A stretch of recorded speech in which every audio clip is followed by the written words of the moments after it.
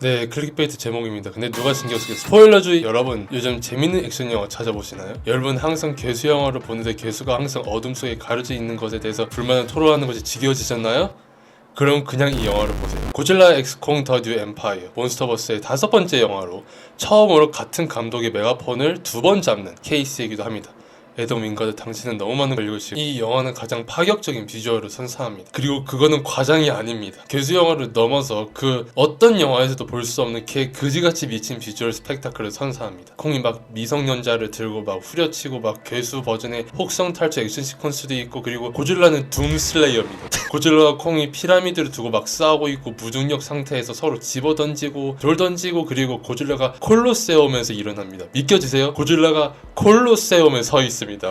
와우! 하긴 뭐 콜로세움이 약간 이번 영화 속 고질라의 캐릭터를 요약해주기는 하니까 뭐, 그리고 핑크 고질라가 오버차지 방사열성 같은 것을 막 발사할 때 에너지가 눈 밖으로 넘쳐 흘러가지고 막 슈퍼사이언화한 것처럼 보이는 것도 그냥 와우! 이 영화가 가지고 있는 차별화된 강점이 있다면 바로 괴수 지향적인 스토리라인일 것입니다.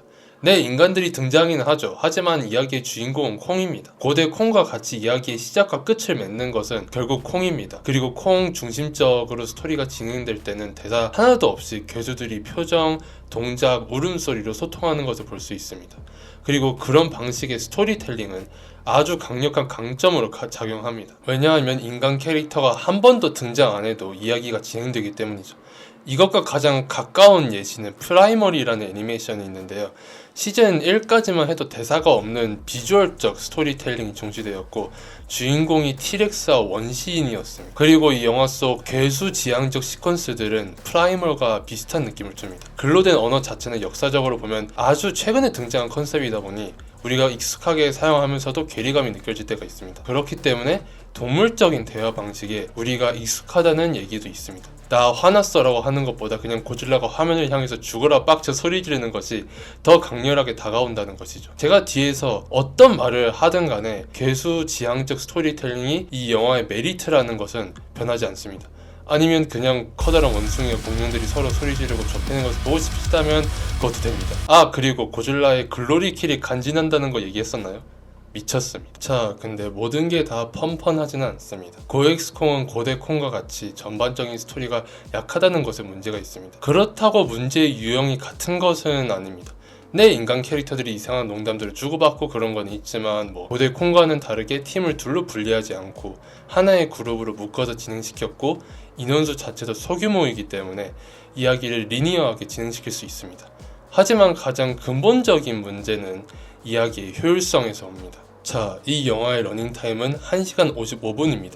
그리고 이 영화의 이야기를 구성하는 여러 가지 요소들이 있죠. 콩이 이빨 새로 갈아 끼는 것도 있고, 뭐 스카킹과 만나는 것도 있고, 계속 등장하는 그 신호도 있고, 우리는 다 알다시피 이 각각의 플롯 포인트들이 영화 러닝타임 최소 5분 이상은 차지합니다.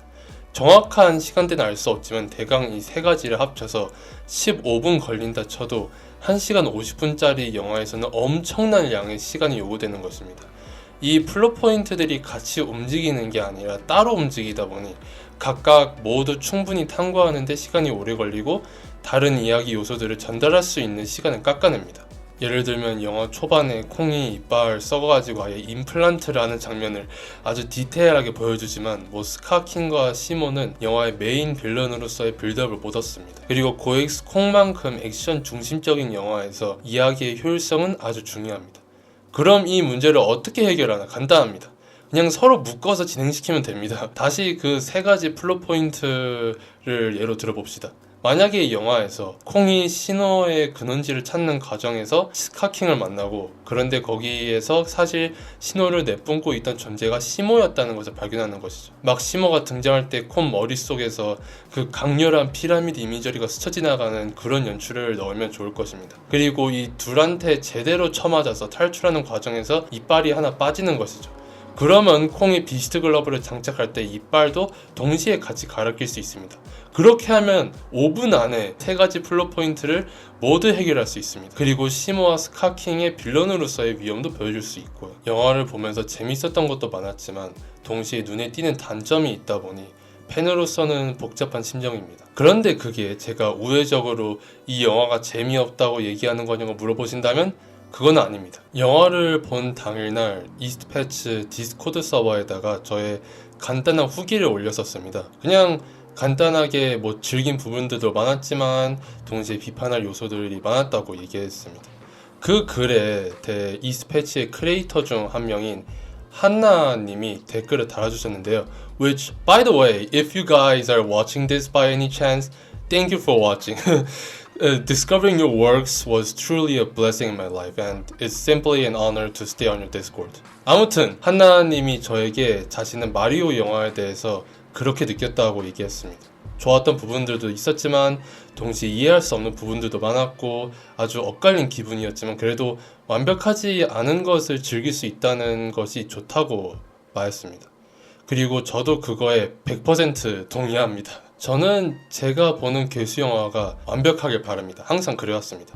제가 아주 좋아하는 장르인데 뭐 당연히 가장 잘 나오길 바라죠. 근데 제가 바라지 않는 방향으로 나왔다 그래서 그 영화가 가지는 메리트를 파먹고 뭐 부정적인 입장을 내세우고 싶진 않습니다. 고엑스 콘과 같은 영화들은 허점이 많습니다. 그럼에도 뭐 재밌고 진정으로 잘 맞는 부분들 또한 많습니다. 그리고 디스코드 챗에서 얘기한 것처럼 완벽하지 않은 것을 즐길 수 있는 태도가 가장 건강하다고 생각합니다. 결론적으로 저는 영화를 재밌게 보고 왔습니다. 그리고 이 영상을 보고 계신 여러분도 어떤 영화를 보셨던 간에 재밌는 경험이었길 바랍니다. 그럼 오늘 영상은 여기까지입니다.